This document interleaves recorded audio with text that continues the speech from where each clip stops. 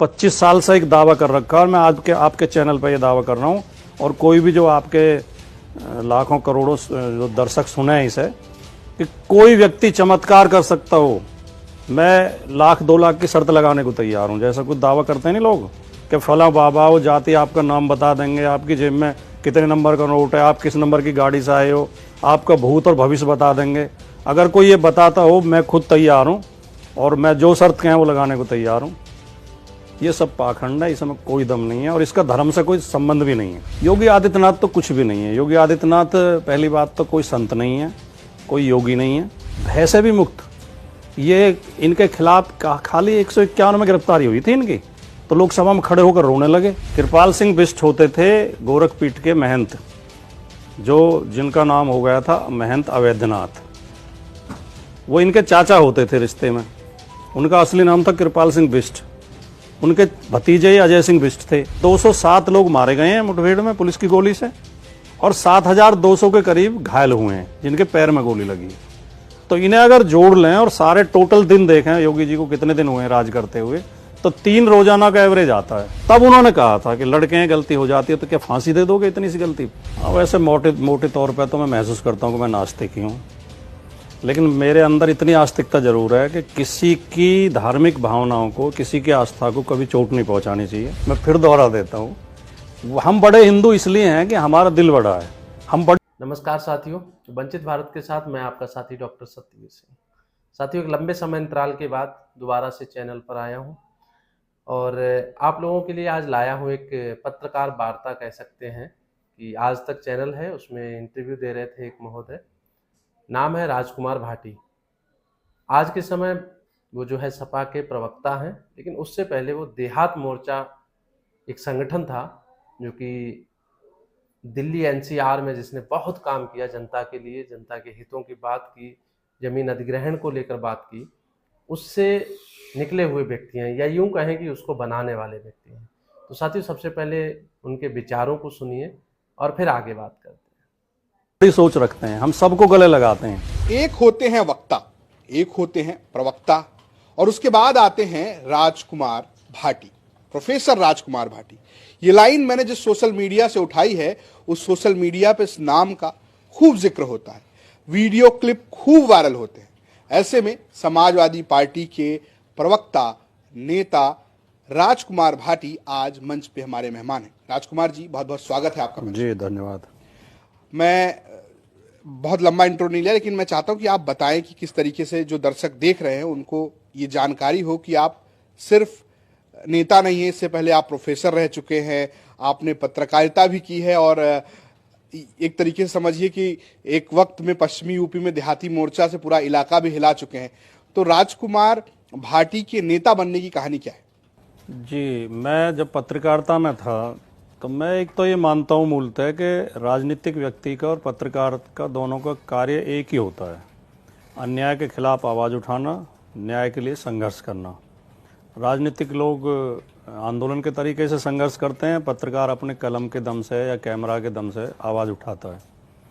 तो मैं जब पत्रकारिता में था, मैंने अपने क्षेत्र की समस्याओं को मैं देखता था और ये महसूस करता था कि उन्हें आवाज़ उठाने वाले लोग कम हैं, उनके लिए ईमानदारी से लड़ने वाले और शासन प्रशासन की ज्यादतियों के खिलाफ संघर्ष करने वाले लोग या संगठन कम हैं। खास तौर से यहाँ नोएडा में, क्योंकि हम यहीं के मूल निवासी हैं, यहाँ ग्रामीणों के साथ बड़ा अन्याय होता था। जो उनकी 100-100 साल पुरानी आबादी हैं, उन्हें बिना कोई नोटिस दिए, बिना सूचना के बुलडोजर लगा के मकान गिरा दिए जाते थे और प्राधिकरण कहता था कि ये हमारी ज़मीन है, ये सरकारी ज़मीन है।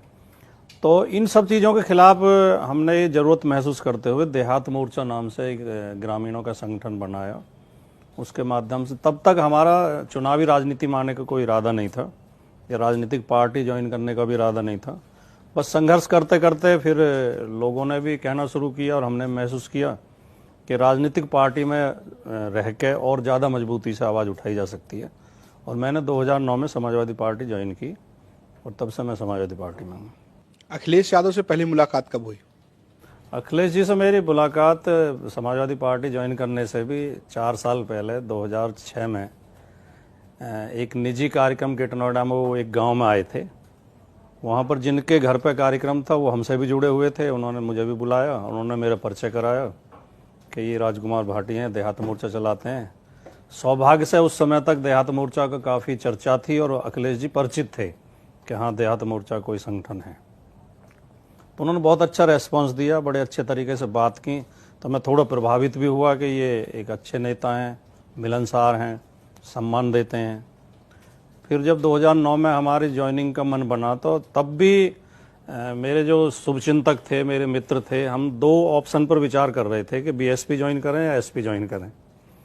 तो उसमें एक बड़ी भूमिका ये भी थी कि अखिलेश जी से मुलाकात होने के कारण और उनके व्यवहार से परिचित होने के कारण मेरा झुकाव समाजवादी पार्टी की तरफ ज़्यादा था और मैंने समाजवादी पार्टी ज्वाइन की। बीजेपी क्यों नहीं? नहीं, बीजेपी तो इसलिए नहीं कि देखिए मैंने जैसे बताया आपको कि मैंने राजनीतिक तो बाद में शुरू की, पहले तो मैं मूलतः तो मैं पत्रकार ही हूँ। आज भी मैं अपने अंदर एक पत्रकार महसूस करता हूँ और मेरा, अगर आपने सोशल मीडिया का जिक्र किया तो मेरी रिएक्शन भी उसी तरह की होती हैं घटनाओं पर। मैं जो लिखता हूँ, छोटे मोटे कमेंट्स या पोस्ट लिखता हूँ, तो एक पत्रकार की दृष्टि से ही मैं आमतौर पर कई बार मैं अपनी पार्टी के लोगों की आलोचना भी कर देता हूँ, क्योंकि मेरे अंदर का पत्रकार अभी जिंदा है। तो तब तो कोई इरादा नहीं था, लेकिन हम उस समय भी, बल्कि पढ़ते हुए टाइम से ही, जब हम पढ़ते थे तब से ही हमारी जो विचारधारा, जो मन में एक जो अपनी विचारधारा बनी, किताबें पढ़ के या लोगों को सुन के, वो सामाजिक न्याय की, पंथ निरपेक्षता की, समाजवाद की विचारधारा बनी। और भारतीय जनता पार्टी को मैं मानता हूँ कि वो सांप्रदायिक राजनीति करते हैं, जातिवाद की राजनीति करते हैं, बंटवारे की, ऊंच नीच की भावना उनके अंदर होती है, वर्ण व्यवस्था का समर्थन करते हैं, मनुस्मृति के समर्थक हैं। इसलिए जीवन में मैं भारतीय जनता पार्टी तो ज्वाइन करने की कभी सोच ही नहीं सकता था। और मैं आपको व्यक्तिगत अनुभव भी एक बताऊं कि आप पूछेंगे तो मैं नाम भी बता दूंगा। बीजेपी के एक नेता ने मेरे सामने ऑफर रखा था कि नाम बता दीजिए, क्या दिक्कत है? डॉक्टर महेश शर्मा, जो यहाँ से सांसद हैं तीसरी बार, इन्होंने 2014 के चुनाव में मेरे सामने ऑफर रखी कि मेरा इनसे बहुत अच्छी मित्रता आज भी, जब ये सेक्टर 19 में एक कमरे में क्लिनिक चलाते थे, तब से हमारा परिचय। और वो बहुत अच्छे व्यक्ति हैं, पार्टी को छोड़ दें तो वो बहुत अच्छे काम करने वाले, एक भावनात्मक व्यक्ति हैं, लोगों की मदद करते हैं। मैंने सैकड़ों लोगों की मदद उनके हॉस्पिटल में कराई है उनसे। तो उन्होंने कहा कि भाटी जी मुझे चुनाव लड़वाओ, 2014 में मैं बीजेपी का टिकट भी करवाऊंगा और सारा चुनाव खर्चा भी दिलवाऊंगा। तो मैंने उनसे कहा, डॉक्टर साहब मित्रता अपनी जगह, मैं जीवन में कभी ना तो बीजेपी को वोट दूंगा ना बीजेपी ज्वाइन करूंगा। तो ये मेरी अपनी सोच है और इसे मैं खुल के बताता हूँ, कहीं कोई संदेह नहीं। जब हम बात कर रहे हैं बीजेपी की या सोशल मीडिया की, आपके क्लिप्स बहुत वायरल होते हैं और आजकल तो खासकर चुनाव के वक्त तो खूब वायरल हुए। वायरल ये भी होता है कि राजकुमार भाटी बहुत आक्रामक हैं, धर्म को लेके कहिए या उसको पाखंड आप कह लीजिए। फिर सवाल उठता है कि क्या आप नास्तिक हैं? हाँ, वैसे मोटे तौर पे तो मैं महसूस करता हूँ कि मैं नास्तिक ही हूँ, लेकिन मेरे अंदर इतनी आस्तिकता जरूर है कि किसी की धार्मिक भावनाओं को, किसी की आस्था को कभी चोट नहीं पहुँचानी चाहिए, उसका मजाक नहीं उड़ाना चाहिए और उसके खिलाफ कठोर टिप्पणियाँ नहीं करनी चाहिए। मैं कोई पूजा पाठ करता नहीं हूँ और मैं कबीर पंथी हूँ एक तरीके से। कबीर ने कहा है कि कबरा मन निर्मल करो जैसे गंगा नीर, पीछे पीछे हर फिरे कहत कबीर कबीर। अगर आपका मन स्वच्छ है, आपका चरित्र ठीक है, आप खराब कर्म आपके नहीं हैं, तो ईश्वर आपको खुद तलाश करेगा। ईश्वर की चमचागिरी करने की जरूरत नहीं। ईश्वर कोई रिश्वतखोर अधिकारी नहीं है कि हम उसे पे चढ़ावा चढ़ाएंगे, उसकी चमचागिरी करेंगे, रोजाना आरती गाएंगे तब ईश्वर हमसे प्रसन्न होगा। ईश्वर हमारे कर्म से प्रसन्न होगा, हमारे चरित्र से प्रसन्न होगा। मैंने जीवन में, रजत जी मैं दावे के साथ कहता हूं, इतनी बात कहने के लिए हिम्मत चाहिए। मैंने, आज मेरी 59 साल की लगभग उम्र है, मैंने जीवन में कोई काम ऐसा नहीं किया जो पाप की श्रेणी में आता हो, जिसे पाप कह सकें। कोई चोरी नहीं की, किसी के साथ अन्याय नहीं किया, किसी का शोषण नहीं किया, कोई मतलब अवैधानिक काम नहीं किया। तो मुझे क्या जरूरत पड़ी है चमचागिरी करने की? चमचागिरी वो करें जो दो गोरख धंधे करते हैं, 2 नंबर काम करते हैं। मैं ये मेरा मन को भी ये विश्वास है कि ईश्वर उनसे पहले मेरी मदद करेगा, क्योंकि मैं अपने सही मार्ग पर हूं। आपने ईश्वर की बात की, एक सवाल मैं इस पे लेता हूं। आजकल बहुत सारे बाबा वायरल हो रहे हैं। कुछ ऐसे बाबा हैं, लोगों की उनकी आस्था भी है, अपनी अलग अलग आस्था। कुछ लोग ये बात कहते हैं कि मैं आपका इलाज कर दूंगा, कुछ लोग आपके मन की बात पढ़ ले रहे हैं, नाम बता दे रहे हैं, पता बता दे रहे हैं, आप कहाँ से आए हैं, क्या है। और उसके इतर अब कुछ ऐसे बच्चे भी हैं जो बात कर रहे हैं कि धर्म की बात कर रहे हैं कि एक तरीके से मैं ये कहूँ कि व्यासपीठ की का काम कर रहे हैं, जिसको धार्मिक भाषा में कहा है। इस पर आपकी क्या राय है? इन सब चीज़ों पर आपकी क्या राय है? इस बाबागिरी के गोरख धंधे को मैं बहुत गहराई से जानता हूँ और व्यक्तिगत अनुभव है मेरे, क्योंकि मेरा गांव जो है वो इस जिले में प्रसिद्ध है भगतों के लिए। भगत बोलते हैं हमारे यहाँ, मोहन बाबा के भगत सबसे ज़्यादा हमारे गांव में होते थे और दूर दूर से लोग आते थे, उनसे वो पूजा पाठ और उनके वो होते हैं जो करते हैं, वो बोलते हैं पूजा देने के लिए। तो मैंने उनके ढोंग, उनके पाखंड बहुत नज़दीक से देखे हैं और मैंने देखा किस किस तरह ये फलते फूलते हैं, किस किस तरह बढ़ते हैं, किस किस तरह ऊपर उठते हैं और कितना उसमें धोखा, कितना झूठ, कितना फरेब होता है और ये केवल प्रचार के बल पर चलते हैं। और देश का दुर्भाग्य यह है कि आजकल हमारा मीडिया सबसे आगे है उनका प्रचार करने में। मीडिया ऐसे लोगों को बढ़ावा देता है जबकि इनकी असलियत समाज को बतानी चाहिए।